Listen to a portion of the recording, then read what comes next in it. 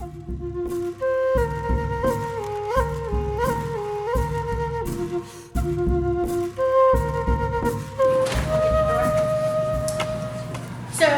for those of you who don't know me, I'm Reverend D'Alva Ward. You came to the lecture of Hopi Prophecy, Connecting to the Fourth World. How many people know of where Hopi's from? Okay. I got 2 people in the room. Hopi is a tribe from Arizona, Native American tribe. It is a registered sovereign tribe here in Arizona. We are, if you look up at a map, you can see Navajo Nation, and we're that tiny little dot in the center of Navajo Nation. We say we're like the hole in a fry bread. So that's where I'm from. I am Hopi, I'm 3/4 Hopi, and I'm also Paiute. Kaibab Paiute to be exact. And the Paiute part of me is in the west corner near Colorado City. I mean, we've seen Colorado City on the news a lot, so we're in that area. A very small tribe. So I'm from both sides of the river, the Grand Canyon. And that's where I started my spiritual journey. So what I do, and a lot of you have come to my booth, is I do shamanic intuitive Reiki. Well, when I done my work for so long as being a young kid, because I thought that was normal. You know, intercultural energy, the way we think and view things, how we treat nature, the interactions, the connections, that is normal for me. To come into a white man's world and not realize not everybody knows that was really odd for me. But in order to come out into the community of non-natives, I couldn't say, well, I do pua. You guys aren't going to know what the heck that is. So the closest thing that most people recognize is Reiki. So some of you how many do I have Reiki practitioners in here? You're taking a Reiki 1. How many have experienced Reiki? Okay, quite a few of you. So one of the things that's taught in Reiki is that it's universal energy. Well, pua is a Paiute word for the same thing. But it's taught from us that we get it from the earth and we get it from our surroundings, the plants, the animals, the tree, the sky, the sun. That's why we pray to everything. Because the energy comes in and out from everything that connects with us on an energetic level. That's why we say we're related to our tree brothers, our winged ones, our two-leggeds, their family, because we get energy and interact energetically with them. So going back to Hopi, that's where I was raised traditionally, my culture, my family. We did ceremonies and everything. Everything that I learned was Hopi until 2005. My grandmother, she was full Hopi, and my grandfather is half Paiute. When she passed, in traditional culture, when a man marries a woman in Hopi culture, which is a matriarchal tribe, when she passes, he is now able to go back to his land. And so I never knew anything about Paiute until she passed, because it was his time to go back home. So when we went home, it was a time for me to connect to that part of me. So that was a journey that I took. A lot of my posts I've been posting that this is a rare moment to talk about Hopi prophecy and connecting to the fourth world, because what I'm saying is stuff that we do not talk to non-natives about. And for me to be a woman to do this type of work is unacceptable. Even though we're a matriarchal society in Hopi culture, medicine work is only done with men, or it's only done specifically with the clan. So the work that I do is something that naturally just has happened and comes out. I was just born this way. The funny thing is, and I know a lot of you can share the same experience, is we later in life find out that our family has done the same thing. And for me, my family, who rejected a lot of the healing work that we connect with, because were Badger, and so Badger is a healing clan.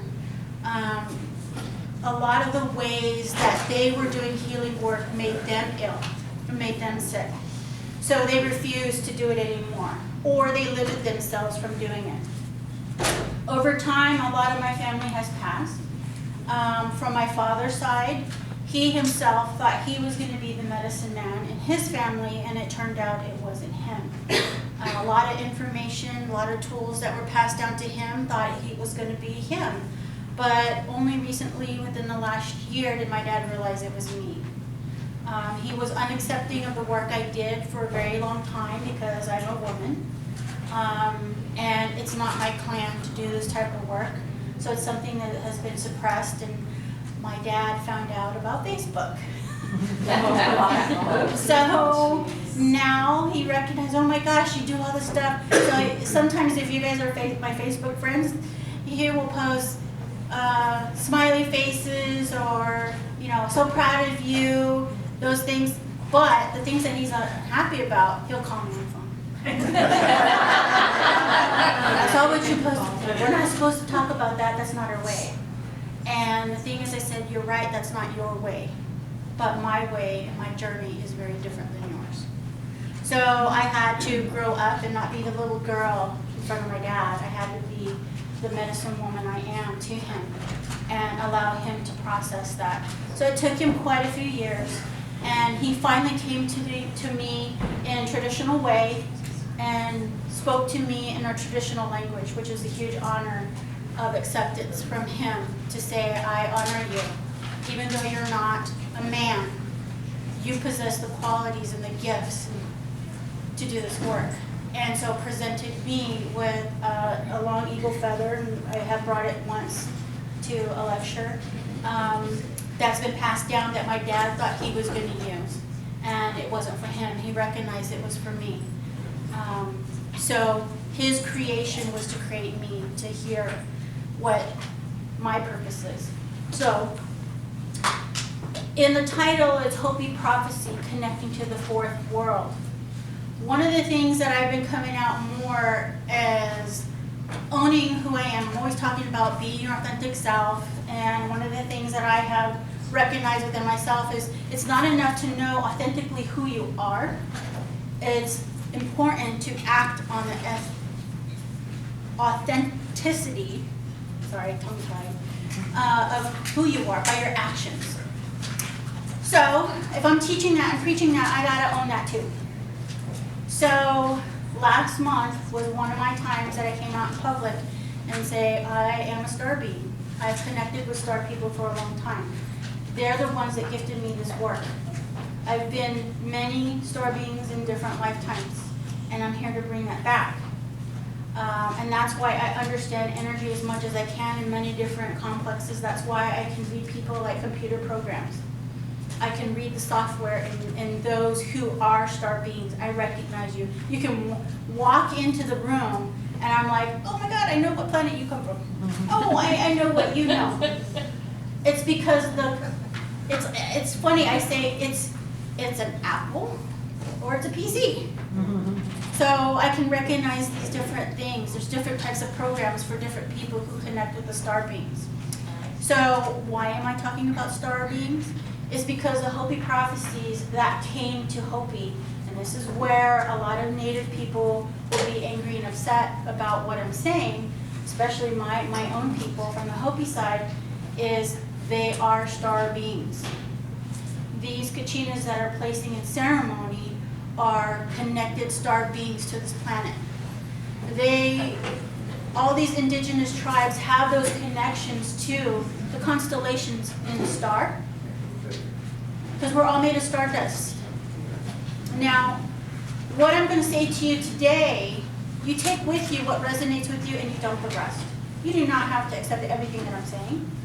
You can Google it on Facebook and it's going to probably be different than what I'm telling you.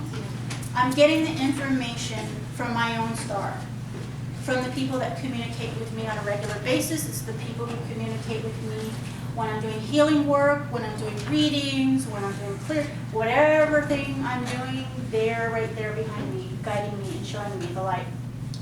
So, going back into the Hopi prophecy concept, There were tablets that were given at the beginning of time by each world. So we are now in the fourth world, so I'm going to start with the first one. The first world that was here was destroyed by fire. So it's not like the complete planet just evaporated and a new one was born. That's not what happened. When I'm saying what was destroyed, it means the land itself was engulfed and went through a major transformational shift. So the first world happened where we had archaeological connections to where it shows that the dinosaurs, the Numeric period, everything was fried. Certain areas were fried.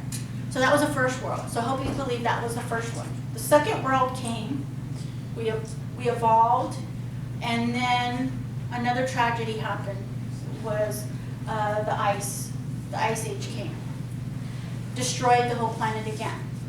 So every species died and then was reborn again. So that's the second world.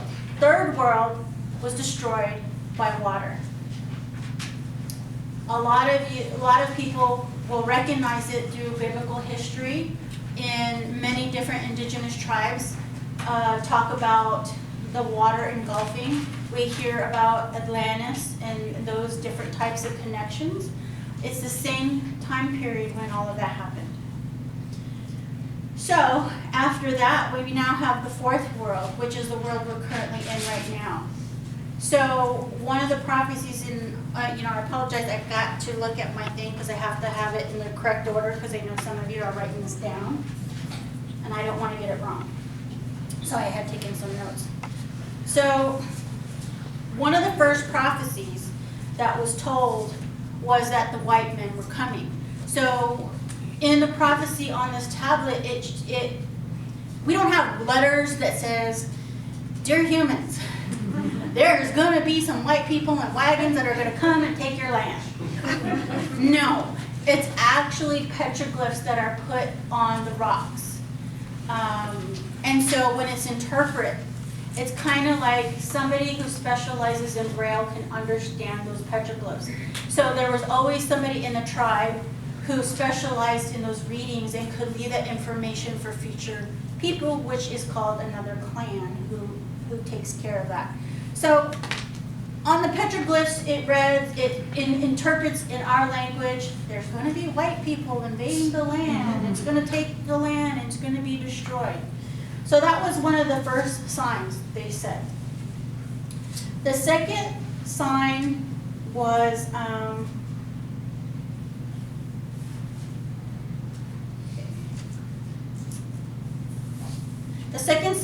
when we actually started to see the wagons. So the first sign was that we were seeing people were coming to the land, and then it was actually seeing technology. So a wheel wagon was technology. So it was that process of a wheel turning. I mean, we take it for granted. We got wheels. We got four wheels. We can get us anywhere we want to go. But when you're talking to an indigenous tribe that has no comprehension of wheels, we look at it like, oh my God, Samsung 7, iPhone 7 are coming. Look what they can do now. That's what happened. And so it's kind of freaky. Do we see it as a good thing or do we see it as a bad thing? So that was the second thing. And the third one was, what are these huge animals? These huge animals with horns. So in the petroglyphs, it's just showing big horns and a big circle face and some eyes. And what that turned out to be was those, the cattle that was coming with the big horns. They looked like buffalo, they were big like buffalo, but they are not buffalo. So it was a foreign animal that was being transferred over here. So it was being seen, check on the petroglyph, there's that one. The fourth sign was that we were going to see iron snakes on the ground. Exactly, it was the trains. And I had a really great opportunity, and I'm glad I remember as a kid, from my Paiute side when I was visiting my dad's mom. She lived to be 104. And so she had her own intuitive knowing and had interpretations. She saw the cell phones. It wasn't on a petroglyph, she said. Those things. Because at that time, as she got older, it was around, you know, the early 80s, where all of a sudden we're starting to realize we need to document what our elders can see and know. Because it's starting to go away. Kids are getting modernized now. So one of the things that they documented with my grandmother was that she was trying to tell there's going to be cordless phones. The other thing she was talking about was TVs. So she has been in that era where they never had TVs, but then they came, it was something she talked about, and they always thought she was crazy. But now, it's written in documentations, because we do have those things written down, because we had a lot of archaeological people spread that stuff down and translate it. So, you know, here we have the buffalo, the snake irons. The fifth one was a giant spider webs. Does anybody know what the giant spider webs are? You need to go way back. Power streets. Power lines. Power lines started being built. On my grandmother's reservation, they were being built in the late 1960s, 1967, I think. On the reservation, they started being built. So those were like the spider webs they see crisscrossing all over the reservation. The other thing, the sixth sign, was the crisscross of rivers. Does anybody know what a crisscross of rivers would be? Highways. It's just the asphalt. They didn't have highways came later. You just had the start of asphalt. And the way it was translated is the rivers of stone that make pictures in the sun. Do you know what that means? That means when it gets hot and you look, you can see the images on it. So it's translated from that. That's what that was. So that's kind of freaky. Then you go into the seventh sign, which is, the sea turning black. A lot of us have already recognized that with the oil spills, yeah. And then the animals were going to die. It's much easier to translate it and write it down, otherwise when you hear it, it's completely different language. Oh, and then the eighth sign. This one will make you laugh. We will start to see white people wear long hair and try to be like us.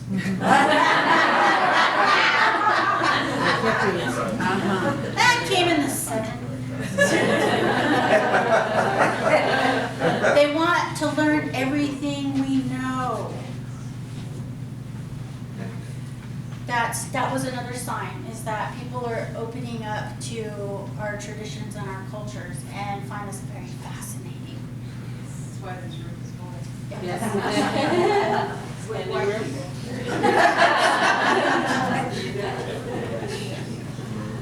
Now this one is the one that everybody will interpret in their way, and I want to read it exactly the way it was translated by an elder, so you can make it. So if you're going to write, this is the perfect time that you want to write. So I had to write it down so I could be accurate. You will hear of a dwelling place in the heavens above the earth that shall fall with a great crash. It will appear as a blue star. Very soon after this, the ceremonies of my people will cease. That is the ninth sign. We have people who try to translate it, interpret it as best they can, and a lot of them feel like it has already happened because there was the little metal thing in the sky. So, I'm talking native now. The metal thing in the sky fell down, and as it came down, it was blue. So some people, and that happened in the 1970s, I think, that came down. So they say that was the start of everything. That's the start of the ending of the fourth world. Other people, a lot of New Age people who are trying to interpret that are trying to say it hasn't happened yet. Those star beings are going to be placing themselves out here into the planet. So with that happening, take that information and decipher it in your own way. So the reason why I'm speaking about this is because now I'm speaking out and they're coming in more, having me teach a lot of things. The one thing that I'm here to teach and to send a message to is that we're evolving as humanity. And what I say is there's a new tribe of humanity forming. This new tribe is being created as we speak. That is why all of you are here. There is absolutely no mistake, is you're here to hear the message. This tribe of humanity has absolutely nothing to do with gender, sexuality, culture, or religion. Has everything to do with the humanness within you. And part of that process of evolution is starting with the change within yourself. It is remembering who your authentic self is. That means if you're a person who loves to shop and loves shiny things, then you own that.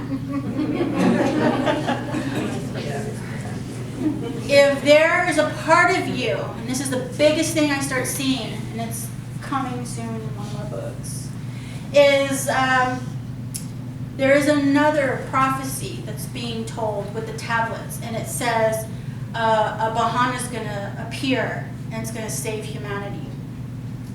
Bahana is a Hopi word, which most of us translate just a white man.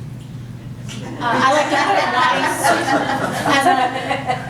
I like to say it nice is a non-native. Yeah.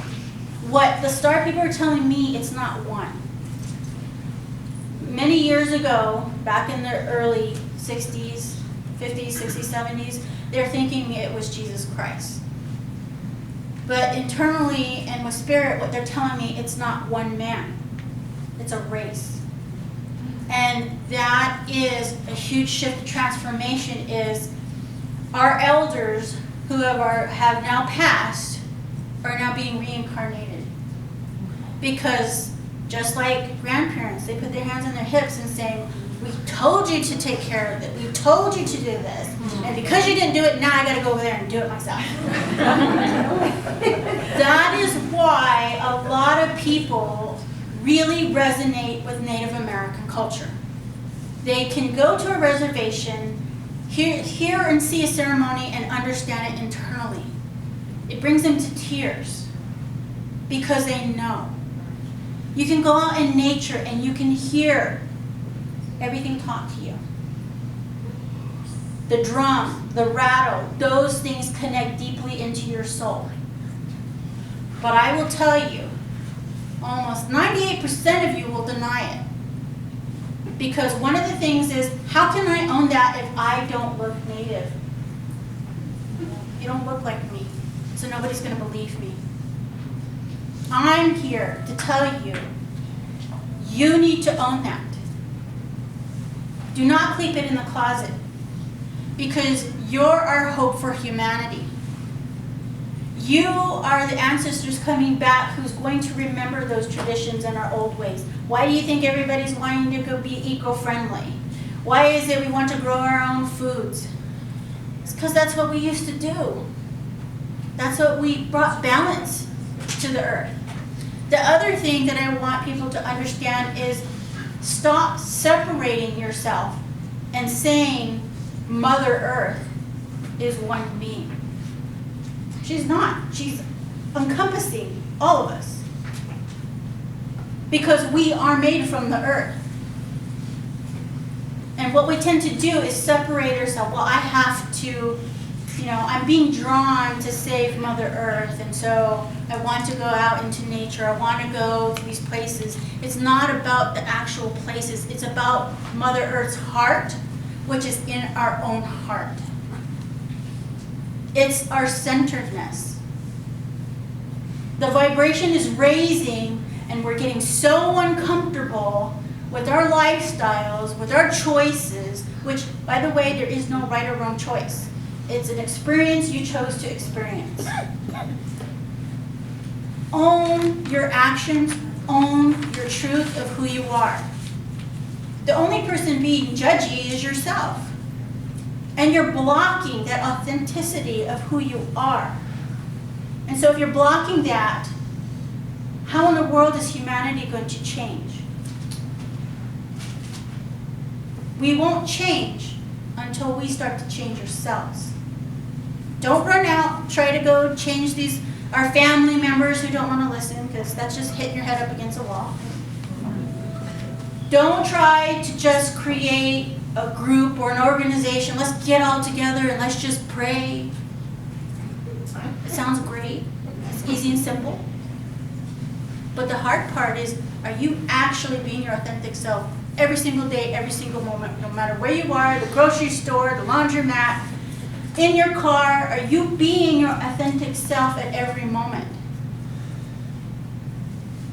It has nothing to do with praying for 15 minutes with a group of people. That ain't really going to change anything. It's going to make you feel good inside. But if you take action and be kind to your neighbor, if you take action and actually go talk to your neighbor and say hello after you've been next door for the last 5 years, that is the change creating. I'll go even simpler than that. When you're walking in the store or just walking down a hallway, how many of you do not make eye contact with that person? You are denying the humanness of yourself if you are not acknowledging that person who's walking by you. Regardless if they say hello back to you, regardless if you look at them in the eye and then they turn their head, or they walk like this. If they put their head down and they walk, then you step in front and say, hey, how are you today? And they'll look at you like, what? You have a responsibility to humanity of making the change every single day. Now, I'm telling you, you're going to still have your judgment, and that's fine, because you're human. You can never break away from judgment, because there is no perfect human. But there is awareness in what you do. So as a judgment comes, you say, hello, judgment, I left you a long time ago. Because you can't undo a belief system within yourself and completely deny the existence of it. It's like being young and having chocolate once and saying you can never have chocolate again. You're always going to crave that sensation. You'll always know what chocolate feels like and tastes like. So on occasion, you will have that craving if you haven't had it in a long time. It's the same concept with judgment.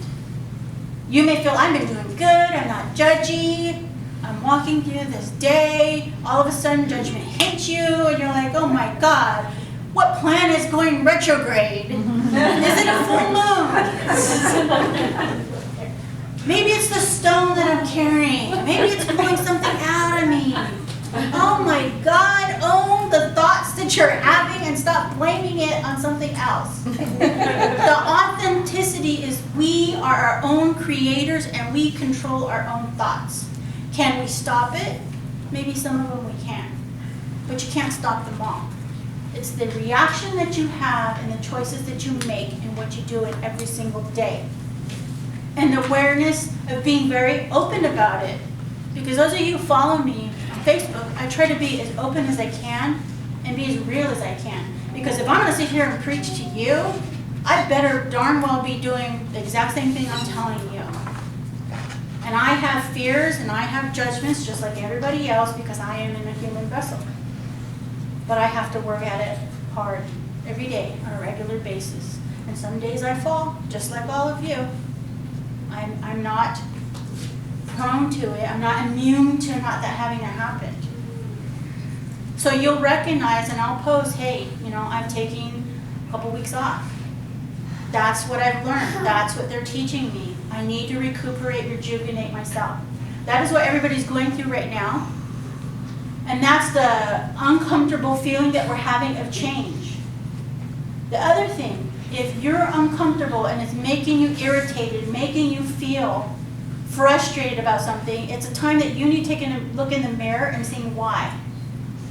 What is in me that this person is mirroring that I need to change within me? Because they are irritating me. Because there's something in me, and it's not always literal either. So if you're getting really irritated and pissed off because the person in front of you is driving so freaking slow, maybe it's because there's something in you that, why are you going so fast? And it's not about driving. It's a metaphor for your life. Are you not in the state of being?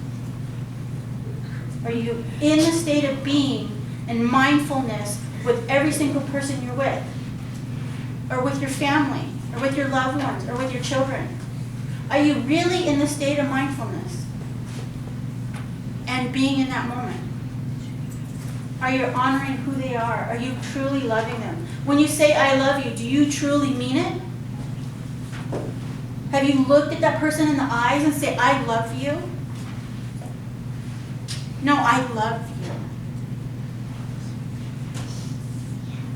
We use words and we throw them out there. Same with I'm sorry. That one really irritates me. I'm sorry. I'm sorry. Sorry has just been overused. It's to that point where you hold yourself accountable for your actions and you approach that person just like you would want somebody to approach you and say, I am so sorry. And it doesn't mean that you did it on purpose. You're human. If you accidentally hurt somebody's feelings, or you say you were going to have lunch and then you're like 30 minutes late and the other person's sitting there for half an hour, you better buy them lunch. I am so sorry, lunch is on you. So these are all the mindfulness of the things that we need to work on to save humanity, to save our race. And the reason for the authenticity of why I'm so being called to talk more about this authenticity is because what the star beings are telling me is that in the next few years, there's some catastrophic events that are going to happen. If your mind and you're not centered within who your authentic self is and your foundation is not strong, you're going to be knocked down. You're going to have issues with depression. You're going to become an addict at something from your past. You are going to become so depressed that you're not going to want to live here anymore. And no more excuses. I'm empathic. I got to isolate myself today. If you truly want to survive these next few years, you need to walk through. You don't need a stone. You don't need anything on you. Because remember, everything can be stripped away in a moment. Our clothes, our money, our family. The one thing they can't strip is your soul. If you know who you are, you will never be lost. And that's why a lot of people are being drawn to Reiki, to do energy work. Because when the energy is flowing in you, it's clearing out all your blockages. It's clearing out all the issues from the past. That's why a lot of our past is being surfaced now.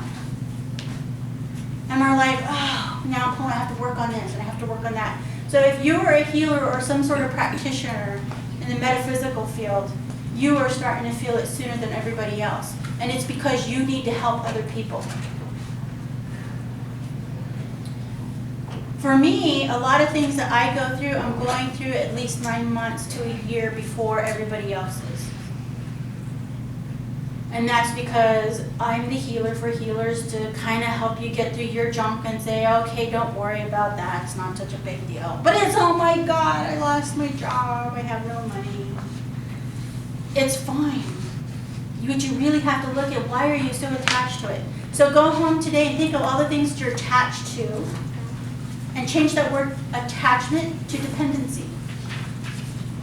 Because everything we're attached to causes emotional upheaval in our bodies. When we have that emotional upheaval, that means we are dependent on the outcome. And we need to go back to our individualities with our own foundation, with our own belief systems of who we believe in, regardless if you're standing alone.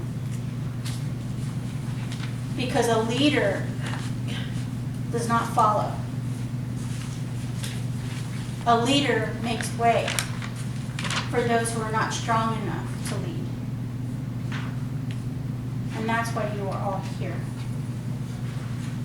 So I know some people don't know exactly what their purpose is here on this planet. Your purpose here is just to make a difference with every single person you come in contact with. So I'm going to do, and not everybody, if you don't feel like it's something that you want to do, I'm going to do an energetic download for you to help you remember who you are. We're going to tap into that stardust inside you. If you don't feel like you're ready, this would be now the time for you to leave the room. So I'd ask you to put your stuff down. But as you're doing that, I'm going to go quickly over some of the things I will be at. For those of you who don't know, I ended up leaving my space that I had for about 3 years. It wasn't in the divine alignment for me. You can't grow in somebody else's pot. They get really pissed off. So I have to find my own pot. And I have no idea where that is or where I'm going, but I'm going to do the best that I can to continue to spread the word. I'm going to learn technology. As an earth person, I don't like technology because it don't talk back to me and I don't get it. So I'm going to start trying to put a lot of my teaching and a lot of stuff online. I'm going to be mobile, doing classes and things online, and doing more videos. YouTube, some of you who are YouTube fanatics, I'm going to try to do that. No guarantee it's going to come out well right away, but that's where I'm heading to, and hopefully be able to expand and travel to different places, because I do have people who want to hear these lectures and do the classes that I teach, but unfortunately I'm not in their state. So I'm going to try to do that. So currently, if you are looking for any particular sessions, I'm still doing sessions. I'm mobile. I will travel to your place to do it, or I will have monthly places where there's a fun part for me. I get to go to a resort or a hotel and stay there for a few days and then do the sessions. So if you follow me on Facebook, you will be able to see those posts. If you email, I can post you the email where I'll be. A lot of you who follow me, Where's Earth Mother Wisdom Now? That's really going to be Where's Earth Mother Wisdom Now. I'm not just on vacation, I'm going to be working.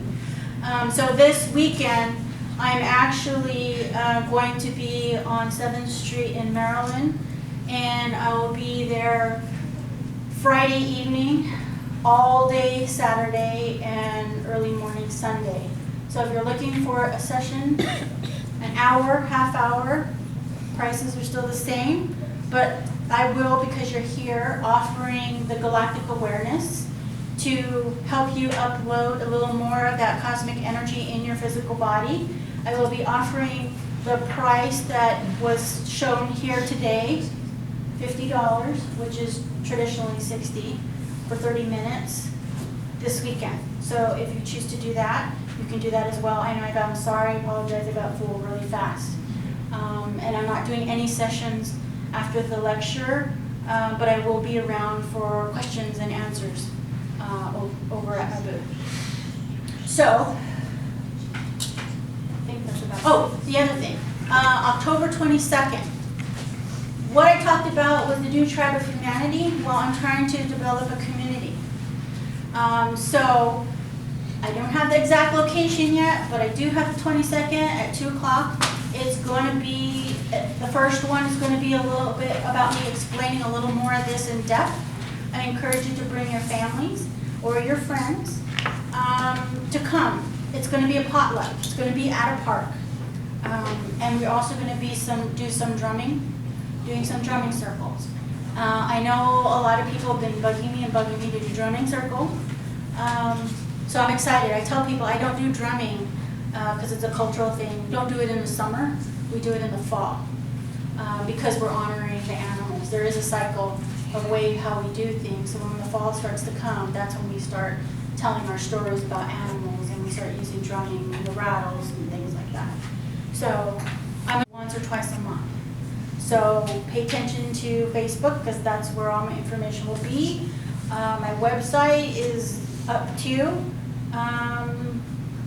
Snapchat and Twitter. So close your eyes.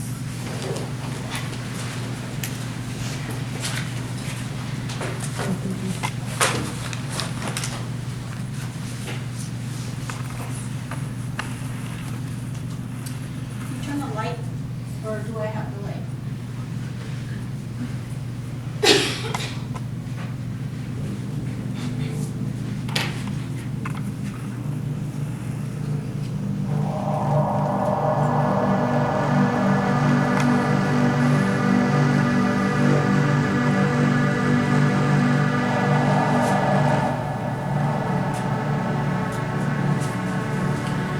Okay, I want everybody to take in 3 deep breaths.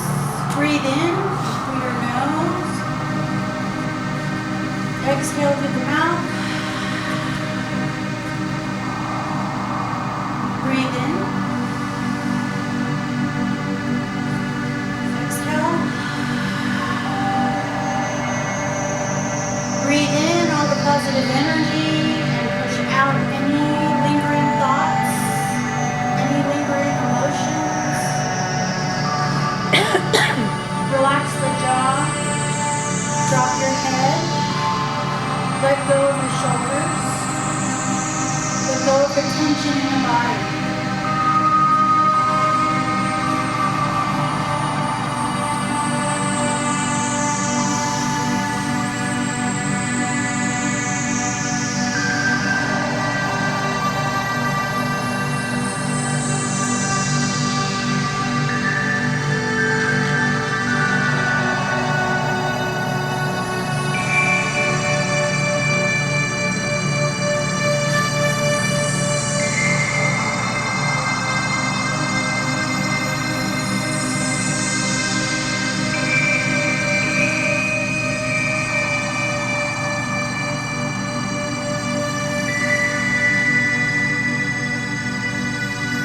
Take a moment to go inside your solar plexus. Focus on that little yellow spot.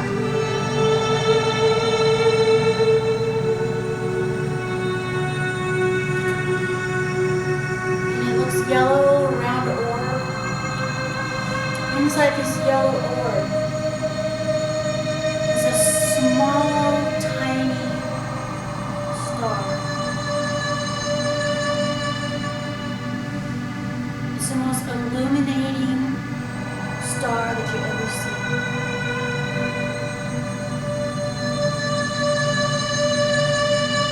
In this star, there's a reminder of where you come from.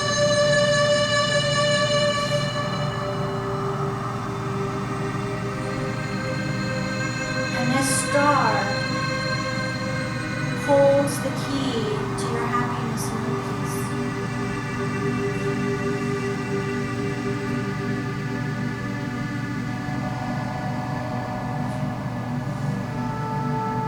This star has all the answers to life, to the earth, to light, of all things living. Many things in multiple dimensions. Things beyond your comprehension. It's where miracles happen. You don't have to believe in miracles, because you are a living miracle. You are a light being in perfect form. that is cloaked with the human vessel. You are divine love. You are light. You are the Savior of humanity. You are love beyond the humanist can comprehend. You're more than unconditional love. It is a love that is unexplainable to this planet.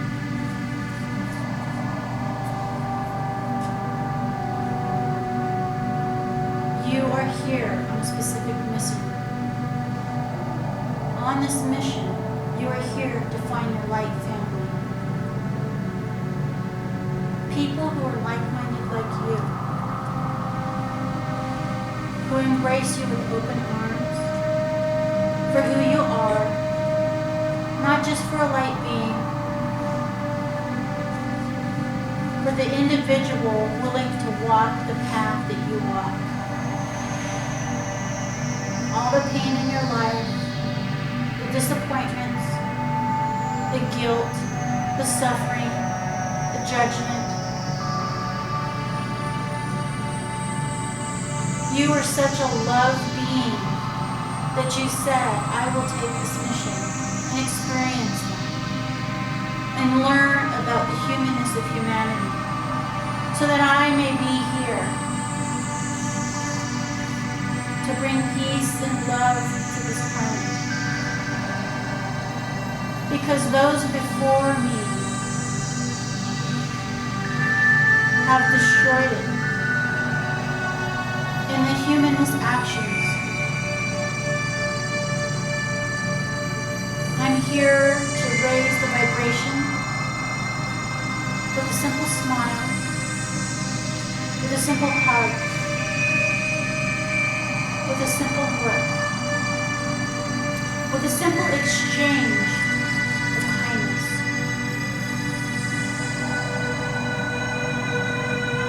It doesn't cost anything. You do not have to give up anything. You just have to remember who you are and why you came here. And that being in this human vessel, you chose certain situations and events in your life. You chose, some of you, to be a healer.